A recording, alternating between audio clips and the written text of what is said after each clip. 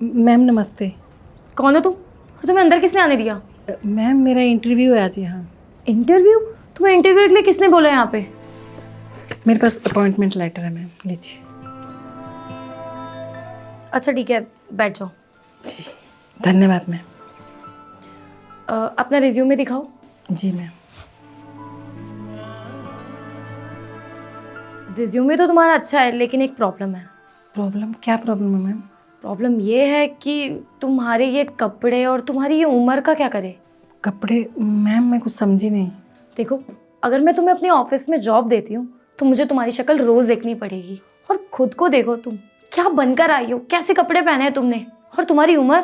अगर तुम हमारे ऑफिस में काम करोगी ना तो हमारे ऑफिस का स्टाफ क्या बोलेगा कि किसको रख लिया अपने ऑफिस में।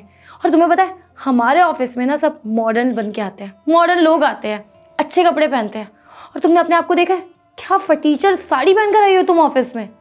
देखो, मैं तो तुम्हें अपने ऑफिस में नहीं रख सकती हूँ। और वैसे तुम बचपन से ही ऐसी रहती हो क्या? अब मैम बचपन से ऐसे ही रहते हैं हम, सबका अलग तरीका होता है रहने का।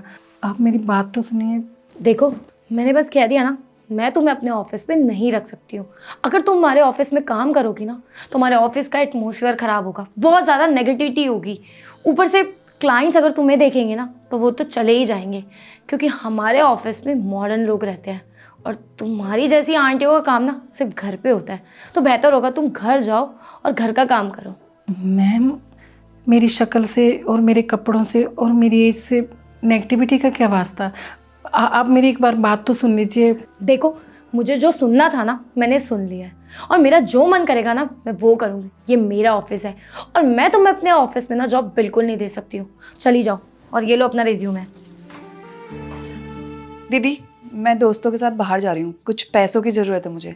अच्छा, कितने पैसे चाहिए तुम्हें? आप यहाँ? तुम इस आंटी को जानती हो? अरे देखो तो, ऑफिस में कैसे कैसे लोग आ गए हैं इंटरव्यू देने के लिए। देखो तो इन्होंने क्या पहना है, ये साड़ी, और इनकी उम्र। कम से कम आंटी जी उम्र देखकर तो आती। ऐसे लोगों को तो मैं जॉब कभी ना दूँ। दीदी आप ये कैसी बातें कर रही हैं? आपको तो सच्चाई का पता भी नहीं है। सच्चाई? कैसी सच्चाई? रहने दो बेटा, मत बताओ। नहीं नहीं आंटी जी, दीदी को सच्चाई का पता चलना चाहिए, क्योंकि इन्होंने आपकी बहुत इंसल्ट करी है। आपको पता है, कुछ टाइम पहले कुछ लड़के मेरे ऊपर एसिड अटैक कर रहे थे और इन्होंने अपनी जान पर खेलकर मेरी जान बचाई और उन्हें सजा दिलवाई। आपको तो इन्हें थैंक यू बोलना चाहिए, ऊपर से आप इनकी इंसल्ट कर रही हैं। सॉरी दीदी, मुझे आपसे ऐसी उम्मीद नहीं थी। I am so sorry aunty ji, मुझे नहीं पता था कि आपने मेरी बहन के एसिड अटैक से जान बचाई थी। अगर मुझे पता होता तो मैं आपके साथ कभी ऐसा नहीं करती। प्लीज़ मुझे माफ़ कर देना। और रही बात इस जॉब की, मैं आपको अपनी कंपनी में जॉब देती हूँ। थैंक यू मैम, पर मुझे जॉब अपनी काबिलियत से चाहिए थी, आपके एहसान से नहीं। मैंने इस जॉब के लिए बहुत मेहनत करी थी, लेकिन आपने सिर्फ मेरी शक्ल, मेरे कपड़े और मेरी एज देख के मुझे रिजेक्ट कर दिया। आप एटलीस्ट एक बार मेरा इंटरव्यू तो ले लेते। अगर मैं इंटरव्यू क्लियर नहीं करती तो मुझे बिल्कुल बुरा नहीं लगता। और उस दिन मैंने आपकी बहन की उन गुंडों से जान बचाई। अगर मैं वहाँ नहीं होती उस दिन तो शायद आपकी बहन इस तरह से आपके सामने ना खड़ी होती।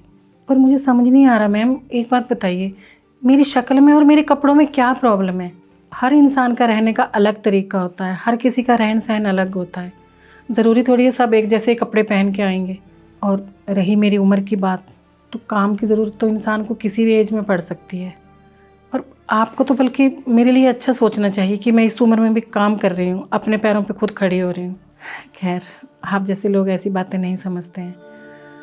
कोई बात नहीं, मुझे अपनी काबिलियत पे पूरा भरोसा है, मैं कहीं और जॉब ढूंढ लूँगी। आंटी जी, दीदी की साइड से मैं आपसे माफ़ी मांगती हूँ, प्लीज़ हमें माफ़ कर दीजिए। मुझे पता है दीदी को ऐसे नहीं बोलना चाहिए था आपको, प्लीज़ हमें माफ़ कर दो। आंटी जी, आप बिल्कुल सही कह रही हैं, मेरी गलती है, मुझे माफ़ कर दीजिए। मुझे अपनी गलती का एहसास है। बल्कि मुझे तो आपके कपड़ों को देखकर आपको जज नहीं करना चाहिए था, बल्कि आपकी काबिलियत, आपकी टैलेंट को देखकर जॉब देनी चाहिए थी। और मुझे लगता है आप इस जॉब के लिए ना बहुत ओवर क्वालिफाइड हैं, आप इस जॉब के लायक हैं। और हमारी कंपनी को ना आप जैसे एम्प्लॉय की ज़रूरत है। अगर आप मेरी कंपनी में काम करेंगी तो हमारी कंपनी बहुत ज़्यादा प्राउड फील करेंगी। प्लीज़ आप ये जॉब ले लीजिए। ठीक है बेटा, आप सॉरी बोल रहे हो तो मैं ये जॉब ज़रूर लूँगी। पर आपको एक बात ज़रूर बोलूँगी कि कभी भी किसी को उसकी शक्ल से, उसके कपड़ों से और उसकी एज से आप जज मत करना, क्योंकि क्या पता कोई आपके पास किस ज़रूरत से आया है, किस हिसाब से आया है। पहले उसको समझ लेना, उसकी बात सुन लेना, फिर उसको जज करना। थैंक यू आपको, आपने मेरी बहन की जान बचाई थी। और थैंक यू उस चीज़ के लिए भी कि आपने मुझे एहसास दिलाया मेरी गलती का। चलिए कल ऑफिस में मिलते हैं। हेलो दोस्तों, कैसे हैं आप लोग। अभी जो आपने वीडियो देखी है बहुत ही इंपॉर्टेंट टॉपिक पर है, तो जल्दी से इसको सभी फ्रेंड के साथ, फैमिली का शेयर कीजिए और कभी भी किसी के साथ भी मिसबिहेव मत कीजिए। हमेशा सबकी रिस्पेक्ट कीजिए, वीडियो को जल्दी से शेयर कीजिए और हमारे यूट्यूब चैनल को सब्सक्राइब कीजिए, हमारे फेसबुक फॉलो कीजिए। हमेशा ऐसे मुस्कुराते रहिए, खुश रहिए। Thank you.